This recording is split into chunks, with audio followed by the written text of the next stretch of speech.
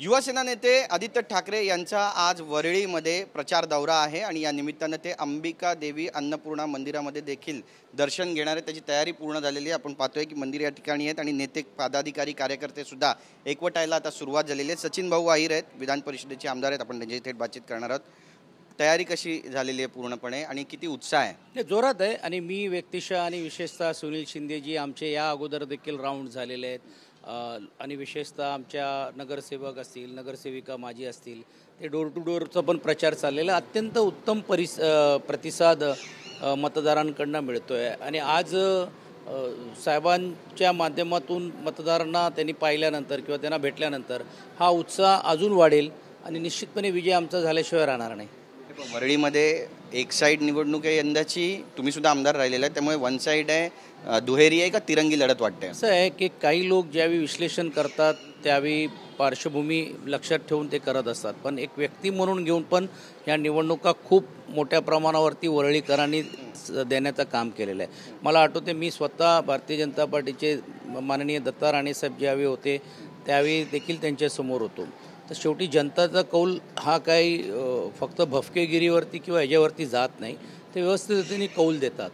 आता जर तुम्ही बघितलं असेल की आदित्यजींना ज्या पद्धतीने घेरण्याचं काम राज्यभरामध्ये चाललेलं आहे, मला वाटते श्रीकांत शिंदेजींनी तर कल्याण सोडून इकडेच बसलेले आहेत, नवीन घर घेतलेलं असावं असं समजतो मी। पण जे आता उमेदवार आमच्या समोर आलेले आहेत त्यांना लोकांनी या अगोदर टेस्ट केलेलं आहे। जे आमच्यावर आरोप करतायत की साहेब भेटतात किंवा नाही भेटतात असं म्हणतायत, 10 वर्ष कोण किती भेटलं काय नाही भेटलं हे जनतेने पाहिलेलं आहे। म्हणून तुलनात्मक जर तुम्ही बघितलं असेल की जे दोन्ही उमेदवारी आहे त्यांचं लोकांनी कोणाच्यावरती व्यक्ती टीका नाही पण त्या मतदारांनी रिजेक्ट केलेलं आहेत। कारण संदीप देशपांडे पण प्रभादेवीमधून पराभव झालेले आहेत, मिलिंद देवराजी पण पराभव झालेले आहेत, त्यांचा प्रभाव ह्या अगोदर देखील लोकांच्या समोर होता। तर अशा लोक ज्यावेळी समोर आहेत त्यावेळी जनतेलाही माहीत आहे, सुज्ञ जनता की बघ कोणाच्या मागे उभं राहायचं आहे। नक्कीच, पण राज ठाकरे यांची सभा झाली वरळीमध्ये, त्यांनी बरेचसे आरोप केले आहेत, दावे केलेले आहेत आणि म्हटलेलं आहे की मशिदीतून ठाकरेंसाठी फतवे काढले जातात, हिंदू हृदय सम्राट हे नाव वापरणं त्यांनी सोडून दिलेलं आहे। या टीकेला उत्तर कसं देणार? कसं आहे की काही लोकांचा भोंगा फक्त निवडणुकीला चालू होतो, निवडणूक संपल्यानंतर बंद होतात।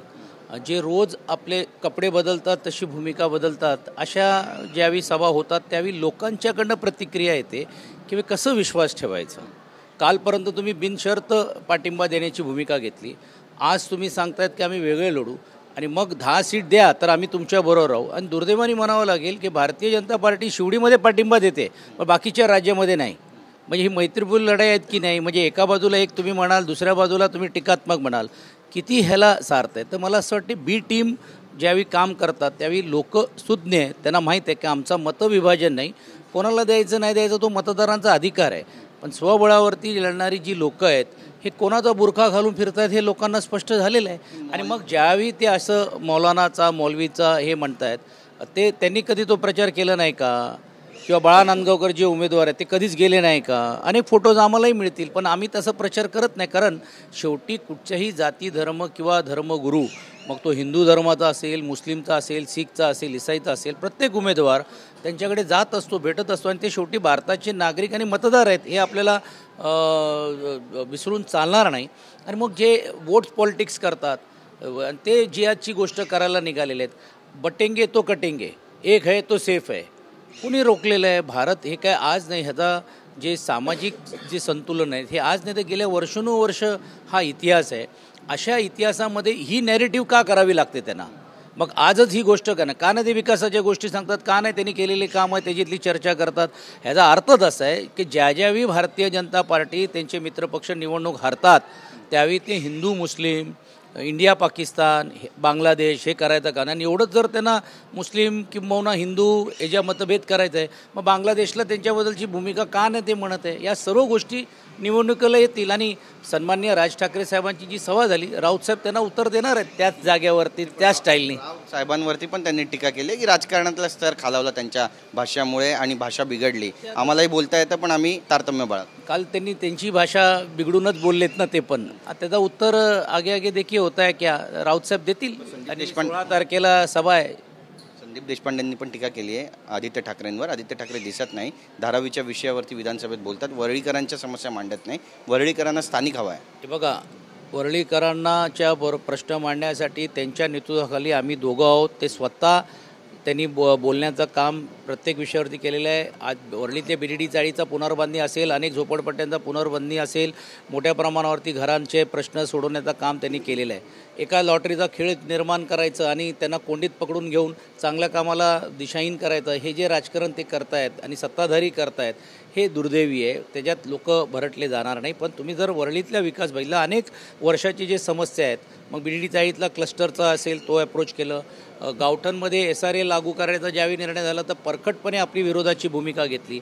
आज क्लस्टरच्या नावाखाली त्यांना दिशाहीन करण्याचं काम केलं. आम्ही राज्य सरकार म्हणून घेऊन आल्यावरती आम्ही आश्वासन दिलं की काही जरी झालं तरी देखील हे GR रद्द करून लोकांना हवं तसं गावठणचं डेव्हलपमेंट करण्याचं काम तर विभिन्न प्रश्नाच्या वरती केलेलं आहे. ते आता आलेले आहेत, आता त्यांना समजायला लागलेले आहेत. त्यांना हेही माहीत नाही आहे की काही जमीन BPTची आहेत का महानगरपालिकेची जमीन आहेत किंवा काय नाही. काल भाषणामध्ये करत असताना कोणीतरी ब्रीफिंग चिठ्ठी दिली म्हणून कोण लोक बोलत आहेत, त्याचं उत्तर आम्ही देऊ ना. आता निवडणूक ज्यावेळी आलेले आहेत त्यांनी जे आरोप केलेले आहेत, प्रतिआरोप केलेले त्यांना आम्ही करू. आणि त्यांचा किती संबंध इकडे राहिलेले आहेत, पहिला त्यांचे स्थानिक मनसेचे पक्षातले लोक त्यांच्याबरोबर आहेत का हे त्यांनी बघायला पाहिजे. एवढंच नाही, ते दुसरे जे उमेदवार आलेले आहेत 500-500 रुपये घेऊन त्यांना लोकांना गर्दी करावी लागते. आमची या बघा गर्दी, प्रत्येक कार्यकर्त्यांना विचारा त्यांना काय मिळालं नाही, काय दिलेलं आहे आम्ही त्यांना. हे प्रेम स्नेह घेऊनच माझे कार्यकर्ते असतील जे पक्षामध्ये आज सक्रिय झालेले. स्नेह म्हणतात किती हजार मतांनी आदित्य ठाकरे यांचा विजय होईल असा विश्वास आहे कार्यकर्ते. गणित राजकारणामध्ये बदलत असतात, मतदान किती होत आहेत त्याच्यावरती, पण निश्चितपणे आम्ही भरघोस मतांनी निवडून येऊ एवढी खात्री आहे. नक्कीच एक निरुत्साह दिसतोय सगळ्या मतदारांमध्ये. आपण पाहिलं की ज्या पद्धतीनं पक्ष फुटले आणि एक निरुत्साही मतदार सध्या पाहायला मिळतोय. आणि मतदानाच्या दिवशी आम्ही निघून जाऊ अशी सुद्धा भूमिका आपली त्या ठिकाणी मतदार खासगीत मांडतोय. याकडे कसं पाहता, ही समस्या आहे मोठी सगळ्या राजकीय पक्षांसाठी? निरुत्साह नाही आहे, तो स्तब्ध झालेला आहे हे सर्व पाहून. आणि जो स्तब्ध असलेला जे असते ना, जे म्हणतात ते वादळाच्या अगोदर कसं वातावरण स्तब्ध होतं तसं आहे ते वादळ. यावेळी मतदार महाराष्ट्राची संस्कृती ज्यांनी बिघडवण्याचं काम केलेलं आहे ते वादळ त्यांना निश्चितपणे त्यांना संपवल्याशिवाय राहणार नाही. कारण ही महाराष्ट्राची संस्कृती नव्हती. तुम्ही म्हटल्याप्रमाणे लोक कंटाळलेले आहेत आणि त्यांना माहीत आहे, एवढे सुज्ञ पण आहेत महाराष्ट्रातले की आपलं एक मत काय परिवर्तन करू शकतो. आणि ते लोकसभेमध्ये त्यांनी दाखवलं आहे. आणि मला असं वाटतं की विधानसभेमध्ये पण तीच परत एकदा झलक आपल्याला पाहायला मिळेल. आधी योगी म्हणाले की बटेंगे तो कटेंगे. मोदी म्हणतात आता की एक हे तो सेफ आहे. या विधानाकडे नेमकं कसं पाहता? अगदी निवडणुकीच्या दरम्यानच हे विधान आलं आहे, याचा काही फरक पडेल मतदारांवर? कसं आहे की मतदारांना हे कळलं आहे. पहिला राम मंदिर होता, निवडणूक आलेत, मग रामदेवाच्या बाबतीत बोलायचं. मग ज्यावेळी गेल्या निवडणुकीमध्ये छत्रपती शिवरायांच्या महाराजांच्याबद्दल बोलण्याचं काम केलं. ही जी नरेटिव्ज आहेत ही जी तयार करण्याचं काम करत त्यांना माहीत पडलेलं आहे की आपल्याला मतदान या समाजामधून पण होत नाही आणि मग त्यांना एकत्रित करून घेऊन अशा पद्धतीने करायचं. पण इकडचं महाराष्ट्रातला मतदार हा सुज्ञ आहे. त्याला हे जात धर्माच्या पलीकडे जाऊन इकडचं जे संस्कृती हे जतन करण्याचं त्यांनी काम केलेलं आहे. आणि मला असं वाटते जसं लोकसभेला लोकांनी मतदान केलं तीच ट्रेंड आम्ही बघतोय. त्याच ट्रेंडप्रमाणे जर मतदान झालं तर निश्चितपणे महाविकास आघाडी विजय झाल्याशिवाय राहणार नाही. शेवटचा प्रश्न आहे, महाराष्ट्राचा मुख्यमंत्री कोणत्या पक्षाचा होईल आणि कोण होईल? आमची तर इच्छा आहे की आमचे नेते आदरणीय उद्धव बाळासाहेब ठाकरेंनीच व्हायला पाहिजे आणि ते होतील अशी मनोमन कामना मी देवाकडे करतो. परंतु शेवटी राजकारणाचा भाग आहे. आपण ज्यावेळी निवडणूक झाल्यानंतर सर्व नेते मंडळी बसतील. पण मला खात्री आहे की यावेळी निश्चितपणे लोक ज्या पद्धतीने कौल देतील आणि कौल एका नेत्याच्या मागे देण्याचं काम जसं पवारसाहेबांच्या बाबतीत केलेलं असेल, काँग्रेसच्या लिडरशिप असेल, तसं मोठ्या प्रमाणावरती पसंती ही उद्धव बाळासाहेब ठाकरे यांना मिळाल्याशिवाय राहणार नाही. आमच्याशी बातचीत केल्याबद्दल आणि खूप खूप शुभेच्छा तुम्हाला पुढील वाटचालीसाठी. तर आपण पाहतोय सचिन अहिर यांनी आपली भूमिका मांडलेली आणि मुख्यमंत्री उद्धव ठाकरे होतील असा विश्वास सुद्धा व्यक्त करतायत. Camera person Kamlesh Girish Gaikwad, TV9 Marathi, Mumbai.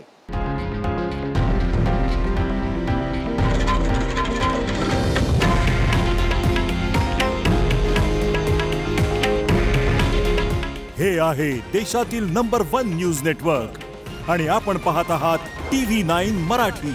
काळजी तुमची, हित महाराष्ट्राचं.